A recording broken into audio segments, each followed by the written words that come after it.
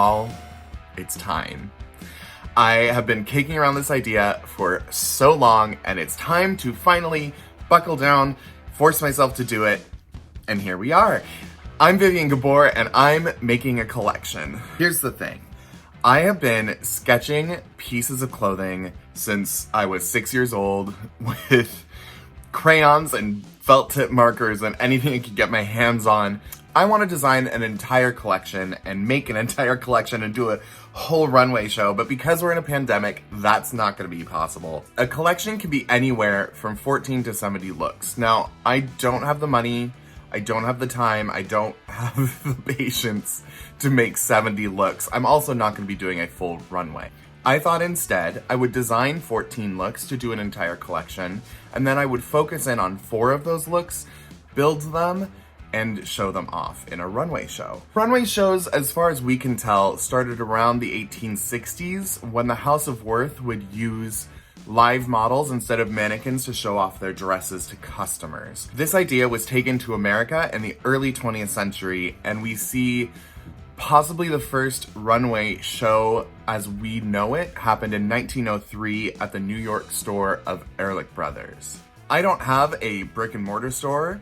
I don't have access to thousands of dollars of fabric. So what I did is I went around the corner to our local fabric store, found their dollar fabric bin, dug through it, and found a few fabrics that I think are really gonna work. The fabrics I ended up settling on are usually used for less expensive garments for their linings. But I like that it has a sheen to it though, and I like that it's not too lush of a fabric. It lends itself really well to doing things like puffy jackets and outerwear and snow wear, and since it's been snowing and it's winter, I thought that would be a really great idea for this first mini collection. So I picked up not only 3 colors of this shiny lining material, I also found some batting. Batting material is usually used in quilts or other clothing items that are quilted in order to give them a little bit more heft and warmth. So again, I thought this would lend itself well to the style of collection that I'm doing. So when you're designing a collection, you really need to be able to come up with something that ties the entire collection together. This is a really hard thing to do, especially when you're starting out. And so I created an acronym to help myself as I design each consecutive collection. That acronym is CASSIE. That stands for color, aesthetic, shape, situation, innovation, and excitement.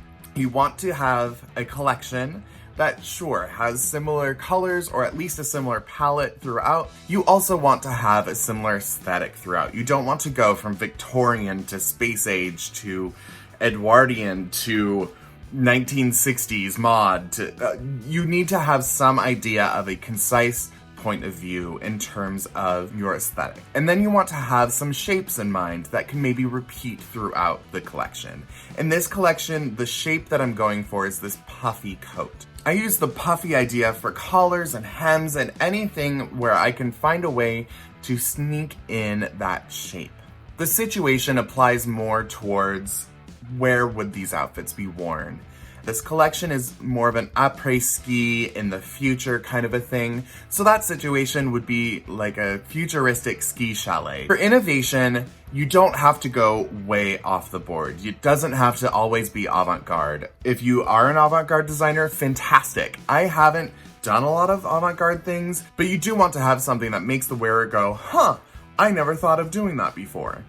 That's something that's gonna innovate. And then excitement. You want to have things that come down the runway and the audience goes, wow, I really want to wear that. It could be something that's oversized. It could be something that's super glamorous. It could be something that's really specific and meticulous and small and simple, but something that makes you want to get up close and say, wow, this is amazing.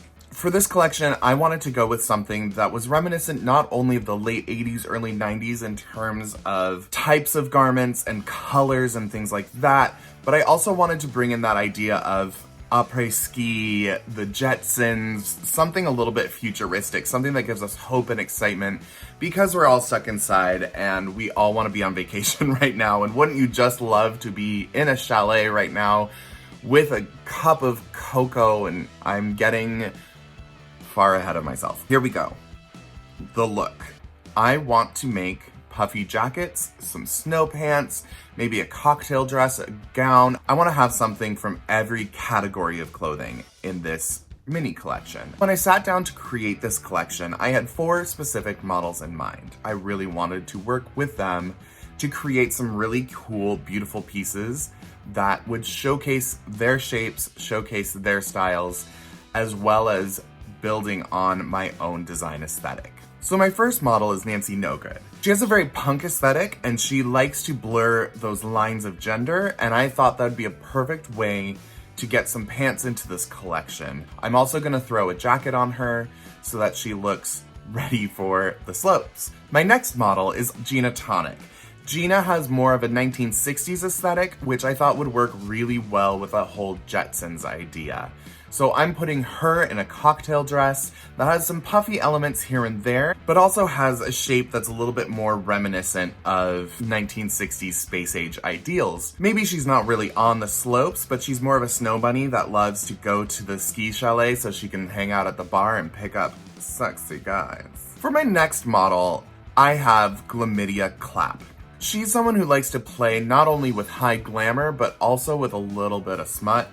So I thought she'd be fun to bring into this as my glamorous model. I'm gonna be putting her in a hobble skirt gown that has some glove-like elements. I don't want to make hand pieces out of this fabric because this isn't stretch. It's going to be very difficult to tailor to her hands. So we're going to create some cuffs that are opera length instead. And my final model is Marilyn Monroe. This queen is a tall Amazon from New York City who I am so excited to work with. She loves showing off her legs. She loves wearing corsets. So I thought I would take this idea to create the more drag look in this mini collection. She's gonna have a corseted leotard with a puffy top, and maybe it's not in the original design, but maybe an extra hood that can be removed as well. So I looked at my 4 models, I created looks for them, and then I sat down and said, okay, I want to create 10 more looks that fill out the spaces in between each of those 4 looks. I think this is a really easy way to create a full collection, to create 4 or 5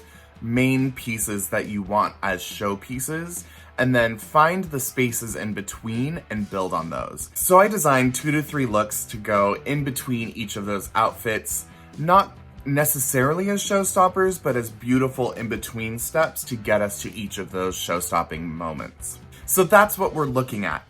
I'm so excited to get going on this collection, to make these pieces and to show them to you. In my next video, I'm gonna take you along on the process of making the patterns, cutting out the pieces. I'm going to show you specific sewing techniques that pertain to this collection, and then maybe show you some fittings and some first reactions from my muses. If you want to see more of my work, feel free to check out my website at www.thegaborium.com. I have information there about my current collections that are for sale, my drag, performances, multimedia, my podcasts, all sorts of things. So feel free to check that out. You can also check out my Instagram accounts at The Gaborium and at Gabor Atelier. Thank you so much for tuning in. I'm so excited for this collection. I hope you are too. So stay tuned, keep moving forward, and make the world more beautiful. I cannot wait to see what you design.